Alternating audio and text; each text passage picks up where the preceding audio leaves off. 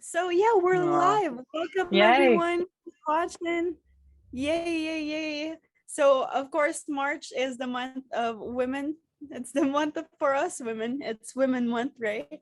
And aligned with this, we would like to welcome Marianne with us, and she will be letting us know about her journey being a female entrepreneur and how she came about. She is actually a psychologist, right? That's That's right. amazing.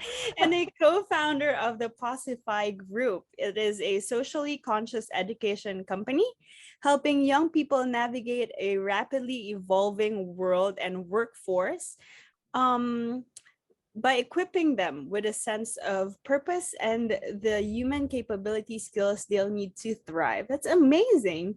Can you tell us more Nice, about it? nice intro. Thanks, Andrew. Yes. Very well. Can I tell you a little bit more about it? Sure. Yes, Uh, please. well, I'm only one half of a female founder team. The other half, who I call my sister and partner in possibilities, is Jenna. And look, you could argue that we collided 30, she's just turned 37, so 37 years ago when we were born. Wow. But we've just tracked these beautiful parallel paths, both in our purpose and our passions, and then what we've ended up doing with our careers. And it was about 4 years ago when Jen and I will one of the things that we do is volunteer a lot, being quite purpose-driven women, and we were volunteering for this youth summit and watching kids get in an environment where they were just inspired and where their career aspirations were really broadened by hearing so many different stories. And they were taking away different skills and different mindsets, all the stuff that we didn't learn at school. And so it sat with me for a little while. And at the time I was researching, how we foster a sense of purpose in young people. And we know that's really important because purpose is protective for well-being. So we know that when somebody is really clinically distressed, one of the best things we can do is connect them with their purpose and help them to find that sense of meaning. But it's also really good in the human potential space.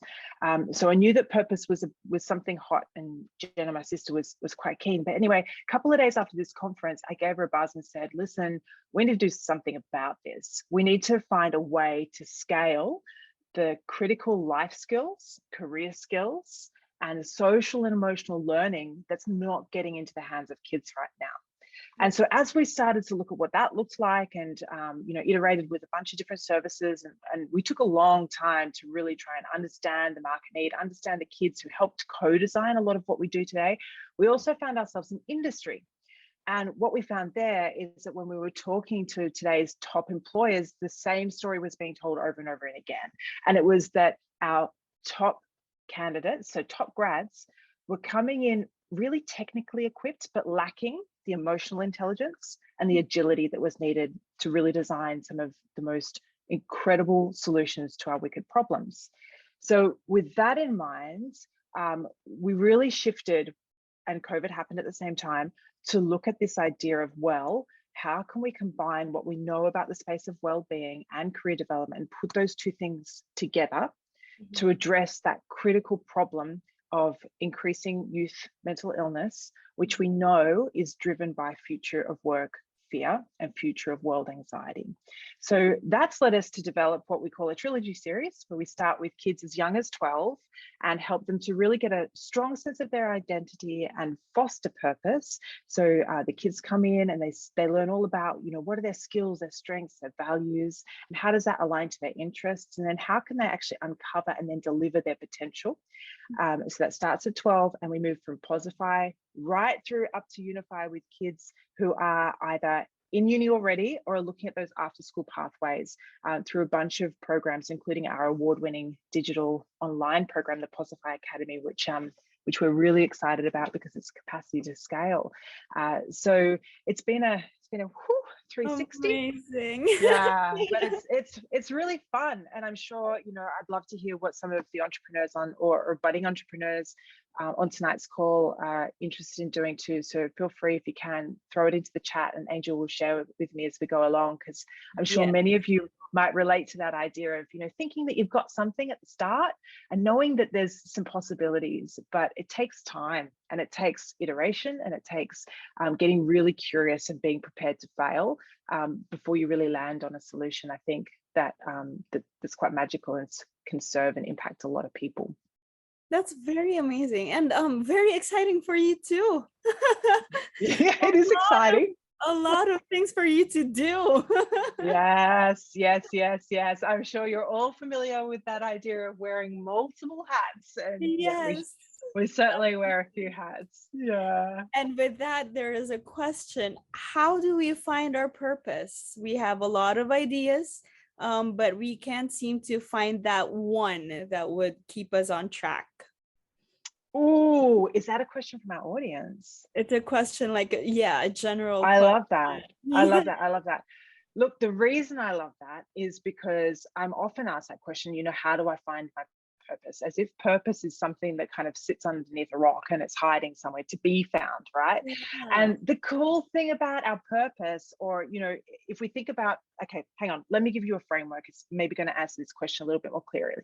So from the science, and when we've gone and we've researched all sorts of different cultures and communities, Japanese culture in particular is coming to mind, our super centenarians, the ones who are living 100 and above. What we've come to understand is that living a meaningful life is made up of a few things. So it's having a really clear sense of what matters to your heart. Yeah. And so what are your values? What are the things that if the world was to fall apart tomorrow, you really wanted to hold on to? So for some people, this is their religious beliefs, it's their relationships, it's who they are and how they move in the world, and it's the things that they stand for. Okay, so that's the first one, what matters to you. Secondly, is to have a really clear idea of your personal narrative. And what I mean by that is, what are all the key pain points and pleasure points that you've experienced across your life? And you can do this exercise by going back and thinking about your childhood. What are some of those pleasure and pain experiences and events that really stand out, that helped you to form that sense of identity of, oh, this is who I am. And when you do that and you map it back to your values, what you'll start to see is that there are some patterns and some threads. And usually this is pointing then to your own signature strengths. So in positive psychology, we look a lot to the character strengths, and you can maybe look up VIA character if you're interested, and take the survey there. So now that you've got a really clear understanding, or you're forming an understanding of, what are your values, and then what's your story, then the third part is that purpose piece. And so in psychology, how we define purpose is a goal, so a goal-orientedness. So thinking about a long-term goal that's beneficial to myself and others. Okay, so to answer hopefully the question of how do I find my purpose, the answer is it's actually within you. And so what purpose uncovering looks like, and I would argue that once you've uncovered your purpose, you're also equally uncovering your potential, is really sitting down and doing some identity work and some mapping around, what are those life experiences that have stood out? What are your values? What are your strengths? What are your interests? What are your passions? And we like to ask at the Posify group, to simplify things when we're working with kids, is what is it that you stand for? And what impact do you want to create? So we do all sorts of really fun brainstorming activities at the Posify group, like design thinking stuff, where we flare out and we dare to dream big, which I'm sure a lot of your entrepreneurs tonight are really good at. So here's one that you can do if you're struggling to find your purpose, or you want some clues. And keep in mind, you can have multiple purposes. I mean, I've got that many purposes, it's not even funny. We can touch on that if anyone's interested, but for the sake of time, the Perfect Planet exercise and activity is one that I really love. And what we ask the kids to do is to imagine what their perfect planet would look like. So if you could wave a magic wand, what would change? And it might start as something really stupid for a kid, like I would have a tree filled with marshmallows, or it might be, if I can't swim, I would make sure that every part of the land that had ocean on it also had a bridge so I could get places, whatever your perfect planet looks like. And then as you start to dive, you might start to touch on some environmental themes, or maybe it's the social pain points that are really pushing some buttons for you. We also like to think about, what irks or what excites you. So what really irritates you in the world right now, or what really gets you excited, because it's when we're touching on those heightened emotional experiences that we can get those little clues. So I like to think of uncovering your purpose as being a little bit of a curious scientist and collecting evidence about not only your own life, so having a strong sense of identity, but then mapping that onto the world. You know, what are the big problems that are out there? You can have a look at the Sustainable Development Goals if you're needing some inspiration as well. So there are 17 SDGs that have been marked out by the United Nations that we're all working on to get to. And I know Paula Mills probably talks to you a lot about this, being a social entrepreneur as well. So having a look at some of those points of inspiration and remembering that your purpose piece, fingers crossed, if you're doing it properly, is a lifelong journey. So don't be afraid to play and map down. People will give you feedback about what's working well and when you're really in your purpose space. That's beautiful. We hope that answered your question, and welcome to all of you who just entered. Welcome. Thank you for joining us this afternoon, and we're happy to have you. Yeah, so we have another question. So how did you start? What would be your tips to start our own business? Oh, I guess this is a startup.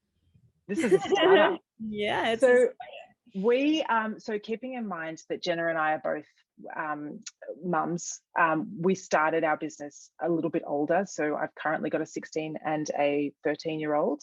And so for us, it was really important that we didn't throw ourselves into the sleep-deprived startup land. Being a psychologist, I'm really familiar with the increased rates of stress. And actually, I spoke to your Academy of Entrepreneurs crew in Sydney about this and how to really prevent stress and watch for burnout. So particularly as a female, I think women tend to be pleasers and we like to say yes to a lot of things. So I would say learning to say no is really important if you're just at your beginnings of your journey, or at least be really intentional about what you're saying yes to. So because of some of our life circumstances, we made a really conscious decision to bootstrap. So for those of you who aren't familiar with that startup model, it basically means that whatever products and services we designed and delivered, we would then take the funds and inject them back into what we were developing and delivering. So it meant that we did all of our market research, all of our viability, feasibility testing. Google that if you haven't yet come across Startup Land, you'll find it pretty easily. Desirability testing. We surrounded ourselves with a community that were contributing to that feedback process, being really intentional about setting ourselves a good 12 months where the expectation was not to make money. And it's only been quite recently that we've drawn a wage.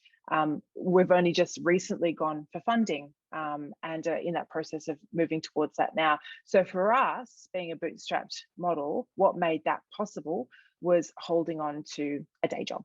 And it was probably the best piece of advice as an older woman moving into startup land that I could have been given, because not having that financial pressure really freed up our play space. And it meant that it also meant that we had to be really mindful of the time that we did have, that we wanted to allocate towards designing our solution and testing it out. And we just didn't have time for perfectionism.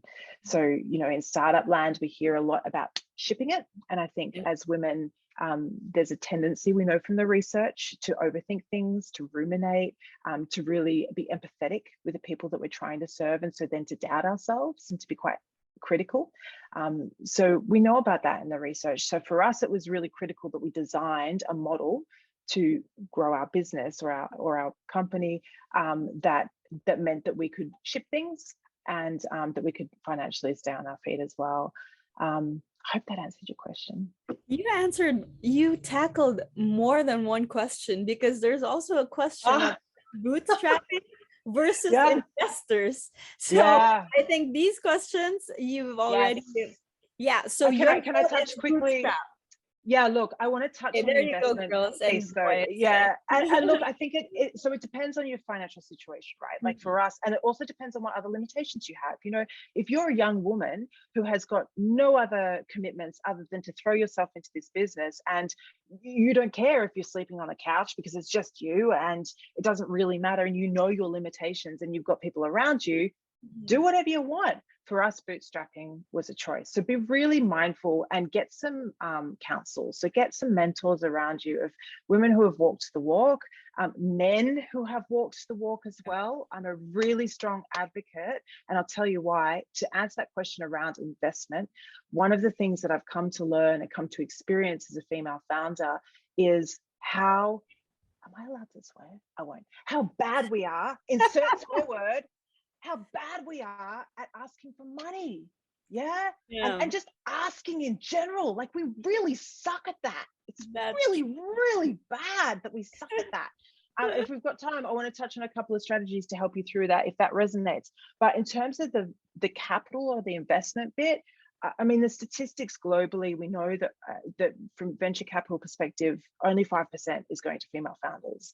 And that's just so sad, because equally, we know from research that for companies that increase their female partners by just 10%, they get a return on investment by 1.7% in revenue on an annual basis, and then 9.7 times more likely to actually exit. So we know women are rocking at this. And I think that when it comes to investment, there's a conversation that needs to be had around how do we educate ourselves better in financial literacy? How do we learn to ask? How do we even learn to maneuver the system that is still patriarchal and get a man in the room who's backing us as well? There's just some ideas. So I wouldn't shy away from investment. We're moving into that process now. It's a steep learning curve for us personally, being more, our strengths are probably more in the communication space and traditional feminine qualities. But it's a really important skill, financial literacy, to have. And yeah, any young female founder in particular, I would really encourage to get savvy around investment and do your research. There you go. Wow.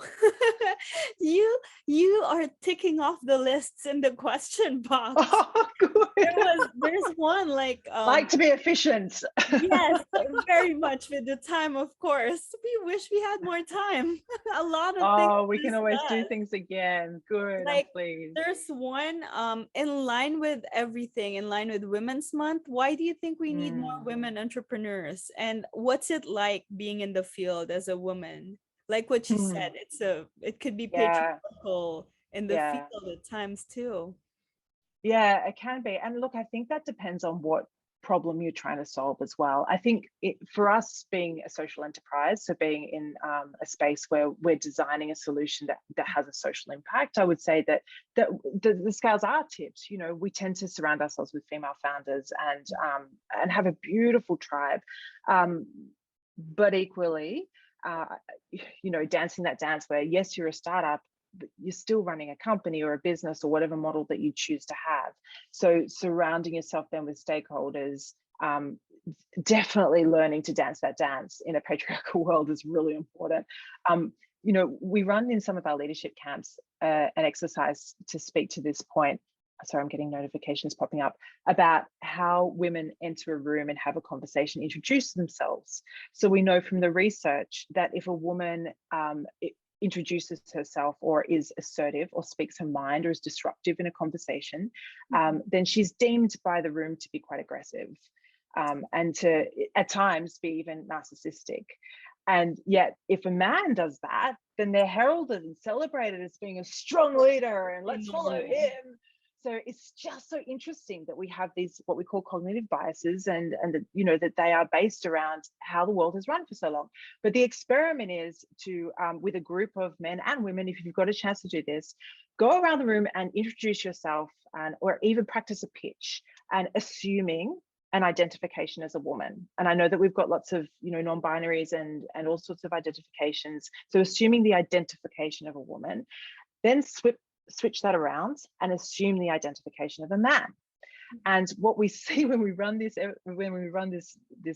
experiment, if you like, time and time again, is, you know, the female approach or the identified female approach is very softly spoken and almost apologetic and really sing-song in its tone.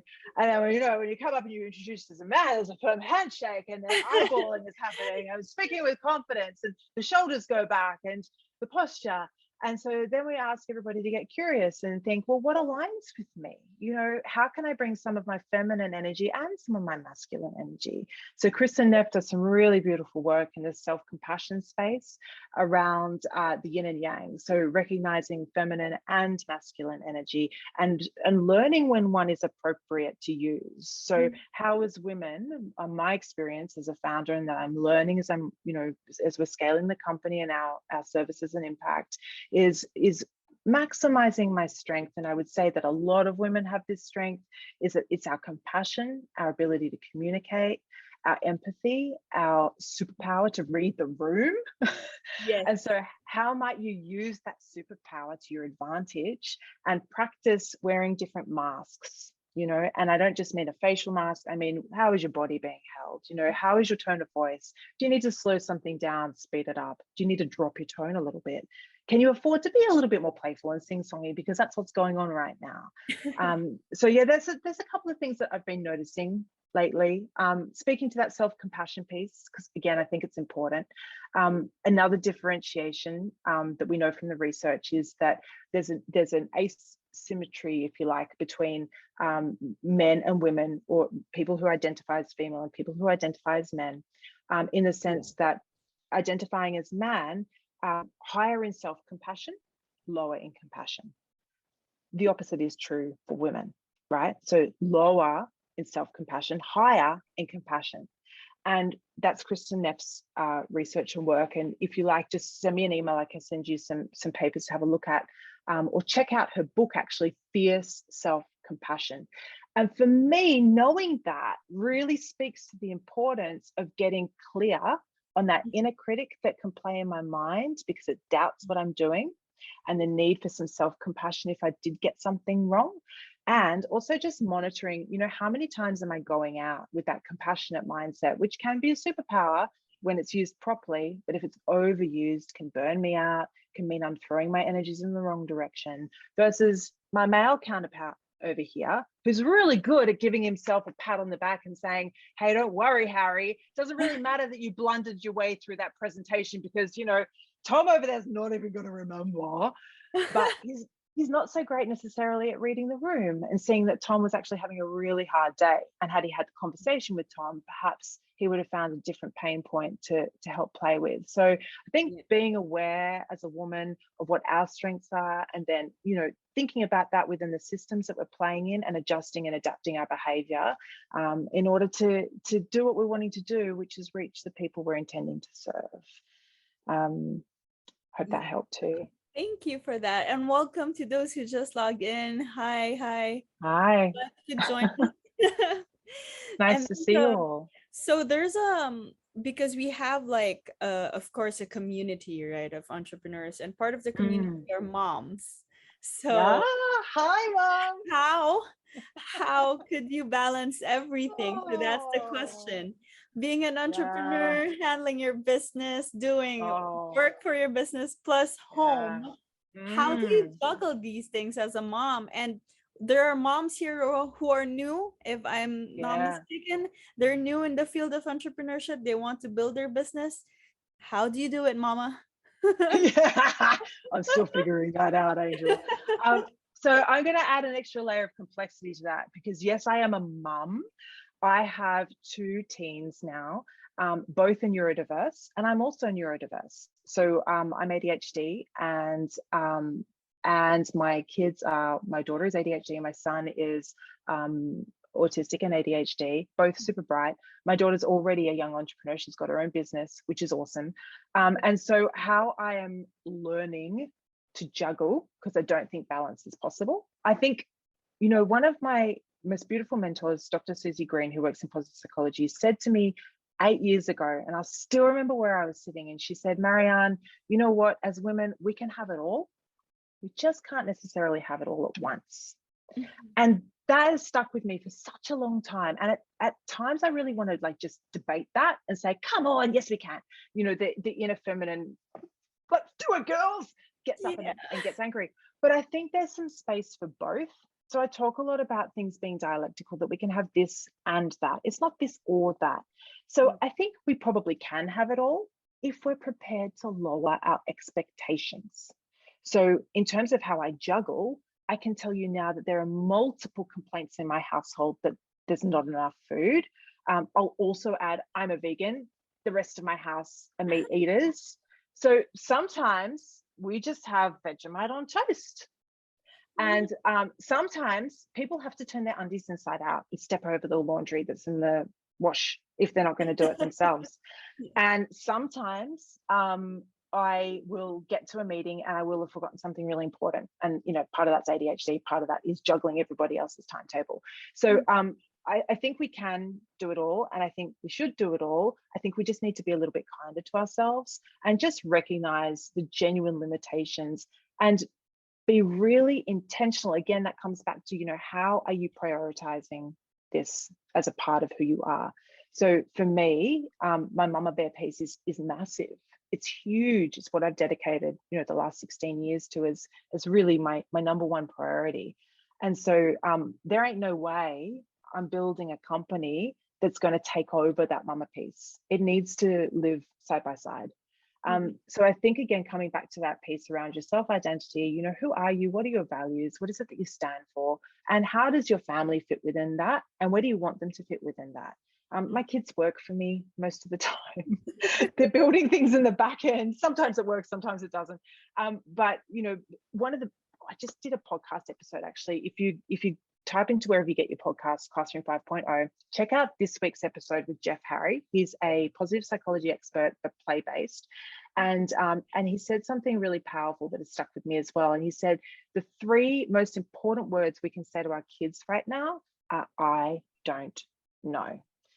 And I think that stuck with me because moving through this pandemic, to answer your question of why do we need more female founders, it's because we need more solutions. We need more diverse solutions, and we really need them to come from that compassionate lens of understanding what is going on in the world right now and being prepared to ask a question and not know the answer.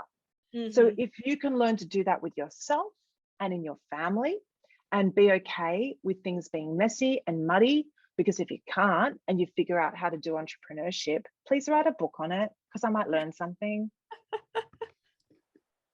Yeah, That's so true. Just throw balance out, like balance. Yeah. And acknowledgement, self-acknowledgement is very, very important. Yeah, massively. 100%. And hello, welcome to those who just arrived. Because of time, we can only accommodate 3 more questions. Oh, but you could connect with Mariane. You can connect. She Absolutely. will tell us her socials after the session, and then just stay tuned for that. You could connect her with LinkedIn. You have LinkedIn. Yeah, Instagram, please do. Wherever. Just wherever you can find us at Posify Group across all those platforms. Just jump in the DMs and ask for Mazz. It's me. To your question of how do you juggle it? Actually, what I will say is one of the best things I've done is, and I call her Pegasus because she's had a promotion from unicorn. So I was playing around with the idea of engaging an executive assistant, partly because the part of your brain that's supposed to do the organizational stuff doesn't exist in mine. And partly because, you know, there were just way too many balls happening in the air.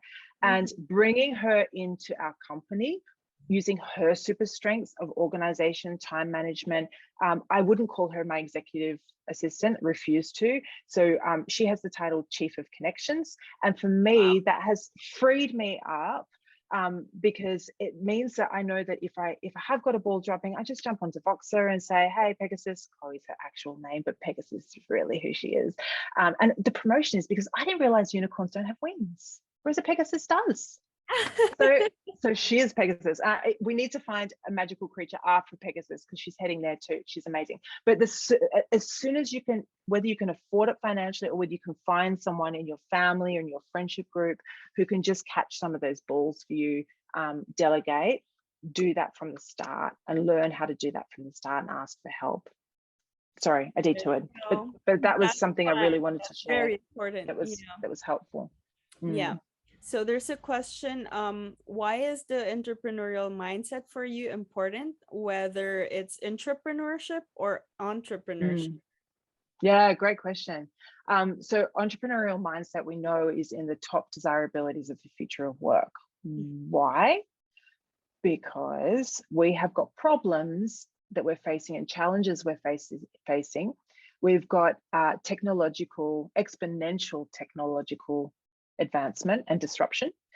We've got economic, social, environmental crises happening all over the world. And companies today stand for more than just profit. They understand that to serve their stakeholders and to really stay at the top of their game, they need to be speaking to value that moves the needle for the planet and its people too. So where entrepreneurial mindset come in is really getting to understand, well, design thinking as well, that design thinking methodology and framework and mindset is really getting to understand, well, you know, what is the pain point? What is the problem that's going on right here? And how can I use my unique potential? So we talked earlier at the top of getting clear about what your set of skills, strengths, and values are. How can I bring that to the table to not solve the entire problem, but move the needle by just 1%? You know, like imagine if we all dared to move the needle 1%. Absolutely. That's a colossal impact together, right? So for us, getting in early with the young kids, you know, from the age of 12, we think about an entrepreneurial mindset, not from the perspective of, you know, starting a startup or starting your own business. To your point about entrepreneurship, it's really encouraging kids to be agile, encouraging them to be creative, to dream big, to seek solutions. So rather than getting fixated on problems, is how can we teach them to open up an inquiry and curious mindset, and to be fearless, to throw their ideas out and be prepared to collaborate with others and adopt a really lifelong learning mindset that comes with being an entrepreneur. So yeah, I don't think there could be a more important mindset to be adopting right now. Definitely. Amazing. Thank you for that. And I'm gonna combine the last two questions together. How do you handle stress, and what's it about failing? Of course, being an entrepreneur, you deal with failures, you deal with stress. How do you address them, and what could we do to move on past it?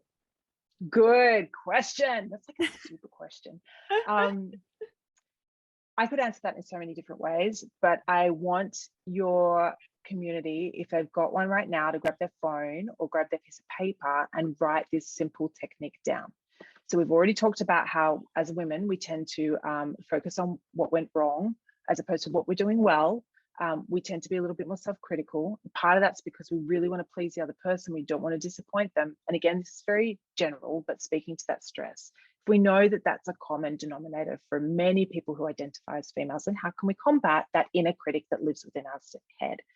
So one of the best techniques I've come across personally is from, it's not mine, it's from acceptance and commitment therapy, which is for those who like psychology, a CBT derivative, but check out Russ Harris's work. And here's how the activity goes.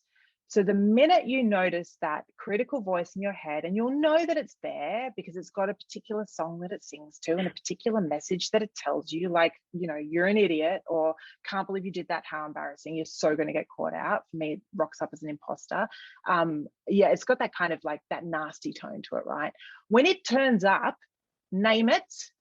To tame it is step number one. Validate that it's there and go, oh, there's that blah blah in the room. You know, can you give your inner critic a name? So once you've done that, then say, okay, so what's this inner critic telling me right now? Okay, I'm having the thought that. So if the thought is something like, you're an idiot, or I can't believe you got that wrong. Okay, I'm having the thought that I got that wrong. Because what we do then is we externalize that thought from being a self-identified piece. The self-identified piece. Is that say like, again? Is that like No. So NLP is kind of borrowed from the sciences, but it's not, it doesn't sit within the science paradigms. It's a form of communication. So this is more of an internal self-talk, I guess, game, if you like. Think of it like a game. So it's accepting that the thought arrives there. It's more of a mindfulness-based technique, really, acceptance and commitment therapy, if you want to think about it in terms of what it relates to. So acknowledge that it's there, name it to tame it. Instead of going, oh, I'm an idiot, or whatever your phrase is, insert that first bit. I'm having the thought I'm an idiot. So externalizing it for me and go, okay, all of a sudden it's not so scary. It's just a thought. Now, if that doesn't work, then see if you can sing a song to it, right? So I just use happy birthday. I'm having a thought I'm being an idiot. I'm having a thought I'm being an idiot. And what did you do just now, Angel? You laughed. Yeah. And so we know that laughter, joy, that excitement, that you know, that positive expression is the best crusher for any kind of stress and overwhelm. And so all of a sudden you start to think, oh, actually, I'm being an idiot. I'm listening to that thought that's popping up into my head that actually doesn't belong to me. It belongs to my inner critic. park that over there and let's just get back in a lane and do what we have to do. So that's probably one of my favorites. I've referred earlier to Self-Compassion by Kristen Neff. If you haven't come across her work, I implore you, I am begging you to look her up off the back of this conversation. So Self-Compassion, Kristen Neff, her work is just loaded with practical activities you can do to be a little bit kinder to yourself, like you would to somebody else. And, you know, as an overdoer myself, part of the ADHD profile, learn to say no. So stress comes from us really at times overloading and putting too much on our plates, or interpreting an event in a way that maybe we haven't got the resources, we haven't got the time, we haven't got the capacity to respond. So sometimes that's in your control and other times it's not. But when it's in your control, who can you delegate it to? You know, or does it really need to be done right now? You know, can you say no to that piece in order to say yes to something else? And when you can't, that's when you can embrace that self-compassion, that kindness. You know, this is a really tough time right now. I am going to move through it. I've done tough things before. Draw on your strengths from previous experiences. You know, we could have so many hours worth of conversations around this, and I really encourage that we do another session around it because it's so important. But some of those tips, they've really helped me. They've helped the clients that I've worked with, and I'm really passionate about scaling them to the kids as well. So give them a go and then drop in my DMs and let me know which ones worked for you. Yes, definitely. Thank you everyone for joining us. But wait, one more tip. One more tip. Yes. What would be your tip for everyone who's just starting? Like top one tip for everyone who's just starting to be an entrepreneur and discovering their passion and everything. Yes. As a woman. As a woman, as a man. Yeah, I was thinking about this. No, I'm going to focus it on women because, you know, I can do the whole like follow your passion, follow your dream, and that's all really important. But I feel like your community's got that. So I've got a young woman who's 16, is my daughter, starting her business. And I said to her just last week, the thing that mummy didn't do that I wish she had, and the thing I'm going to ask you to do if you're just starting out, is get savvy about the moolah. Don't be afraid to get really familiar. Make money sexy, because at the end of the day, if you ain't making money, you can't make impact. So whether you're a charity, a social enterprise, whatever your impact is, or you're a corporate model that wants to bring profit in, and I'm not sure that many of your community fall into that box, but whatever your purpose is, whatever your impact is going to be, it's going to be way bigger when you've got some money. So get educated on financial literacy, understand your business model, and if you don't be afraid to ask questions, and surround yourself with communities of people who aren't afraid to talk about money and are unapologetic about making it. That would be my tip. Yay, amazing. Thank you so much. Thank you for all who joined us. Marianne, you want to share your socials to them so they could connect with you? Yeah, yes. Look, you can find me all over the place. You'll find my personal tag is just at Mariane Power, so MARIANE. You guys, beautiful tiles that you shared tonight, so I'll reshare them. So you'll see me resharing stuff anyway. And then for Posify Group, again, it's me you're talking to, me and Jenna. She brings a whole set of additional beautiful skills and conversations to the table. So you can find us at Posify Group.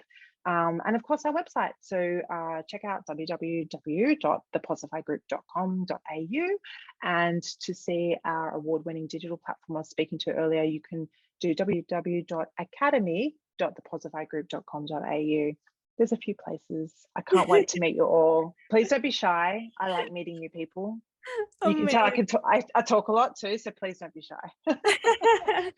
Thank you so much, and thank you everyone. Thank you for joining us this afternoon. Yeah, amazing. Thanks, Angel, and thanks everyone. I've had so much fun. Talk to you for hours, but yeah, I love the work you're all doing. It's just a beautiful community you're building. So go out there and create some impact, humans.